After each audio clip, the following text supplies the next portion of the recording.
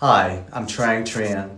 I'm going to talk to you about the anti-retaliation provision of the Fair Labor Standards Act. The FLSA has a provision that protects employees against retaliation when they are engaged in protected activities.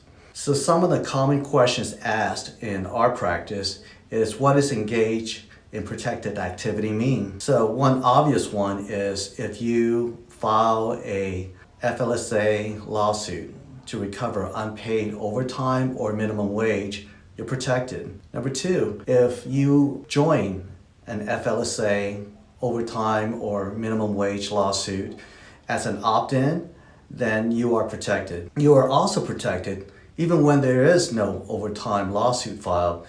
You're protected when you complain or address concerns to your employer about wages. If you complain to them about the way you're being paid, you're protected.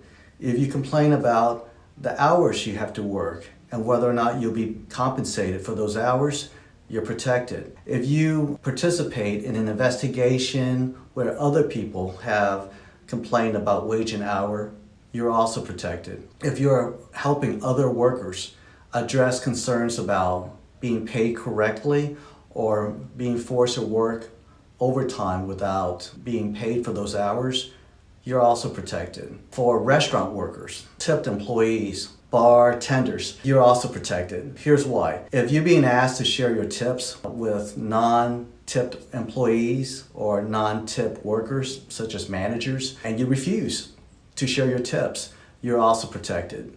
Basically, the FLSA protects you whenever you assert your rights that's protected under the FLSA. So if you're entitled to overtime, you can complain about it. If you're entitled to minimum wage and you address that concern, you're protected. So the next question is, what happens if you are retaliated? What remedies are available? Well, if it takes place during a lawsuit, the court can issue a protective order. Number two is you can sue for lost wages.